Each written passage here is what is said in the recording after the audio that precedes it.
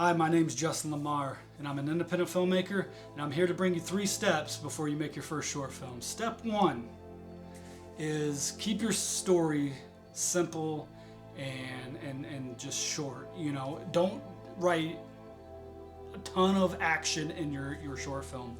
Don't have a ton of like bullets or gunfight or choreography, car chases.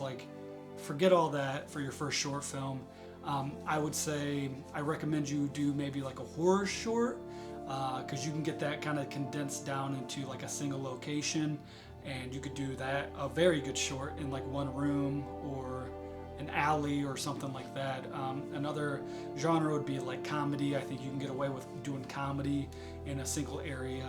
I would avoid just doing as much action stuff as possible. I would never do like an action short film because it's probably not going to work out in your favor. If you're shooting it with like your buddies and just like people that you're with all the time, and it's not like you're hiring a crew and you guys aren't spending money on it, then go for it, do your best at it. But if you're hiring a crew and you're paying for them being there every day, you're going to realize pretty quick that it is very expensive.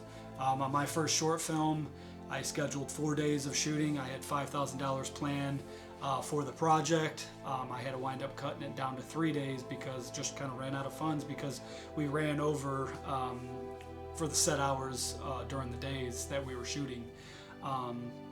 So yeah, keep your story short, keep it simple, and just try to work with like things you have around you, accessibility of like houses or locations. For example, if you have a story about a guy that works at a mechanic shop, but you can't get a mechanic shop, but your one buddy owns a little grocery store, okay, then switch your story to that grocery store, instead of being at a mechanic shop. Stuff like that. I had to do that with my short film. I had a guy living in a house, and he was just living there.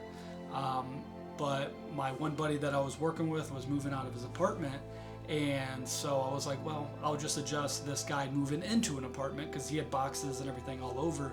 So we kind of just dressed it up a little bit and made it look like my character was just moving in. In reality, my buddy had all his stuff packed up and he was moving out. So we worked around it like that.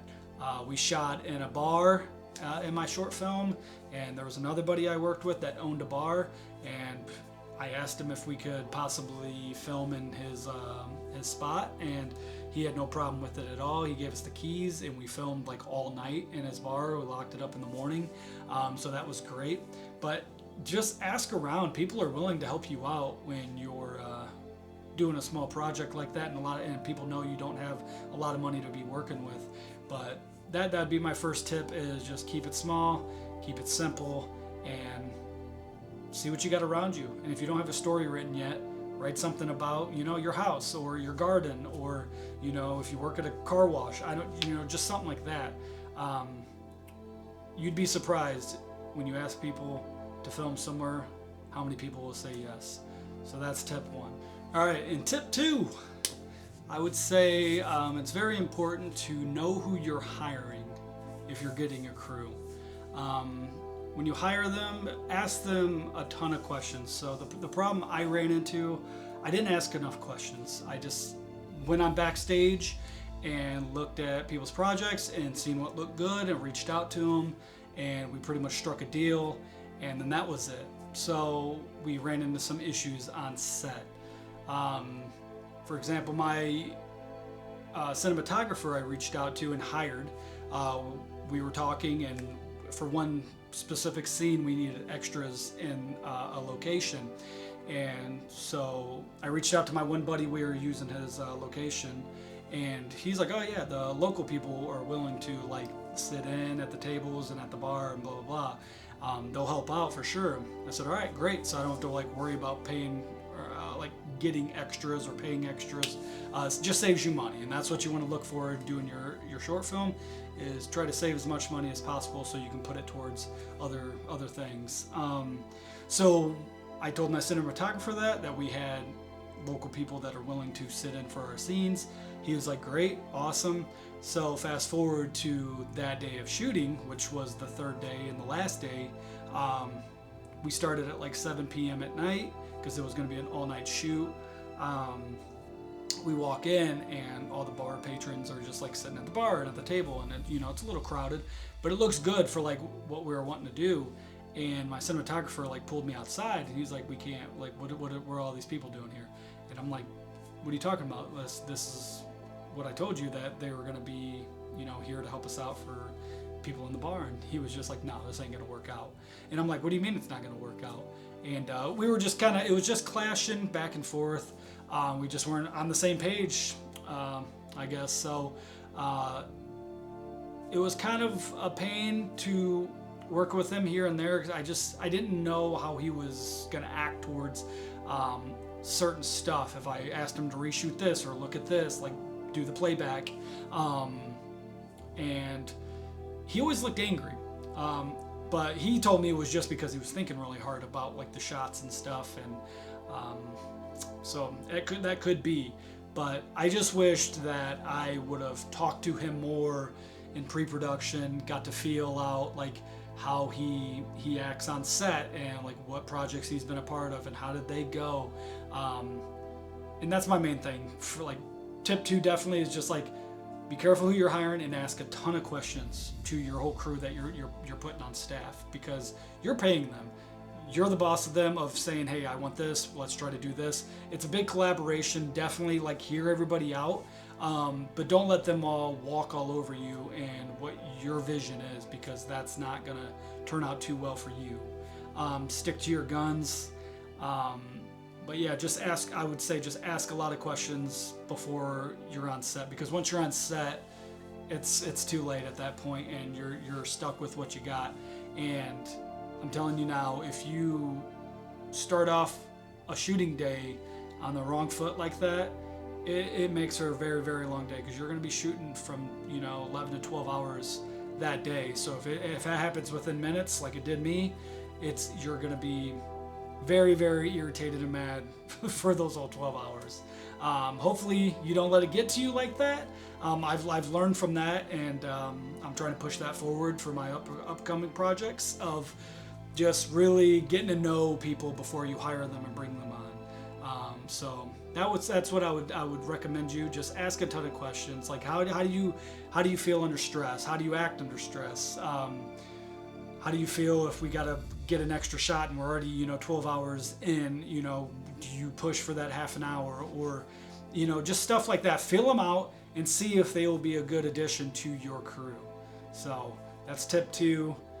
Make sure you know who you're hiring before you get on set. And for tip 3 would be a backup for your actors.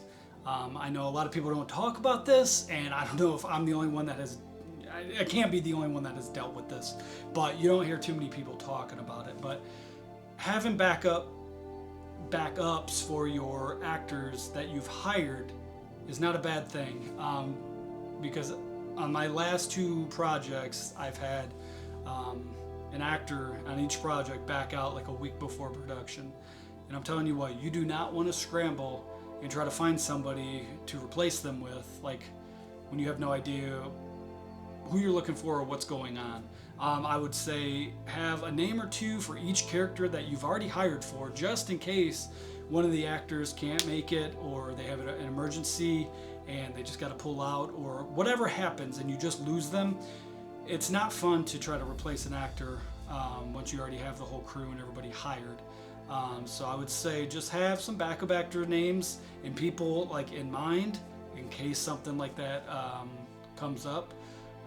Just because, like I said, it's happened to me twice, and I've had a mad scramble to replace them. And I've been fortunate though, because the people I've replaced them with have turned out to be insanely talented. So now they're like my first calls, because I didn't know about them, and then I found, I asked somebody and they told me about them and recommended them, or I went on backstage and looked and checked out some reels and stuff. But I've been really fortunate of replacing my main actors with people that I had to replace them with.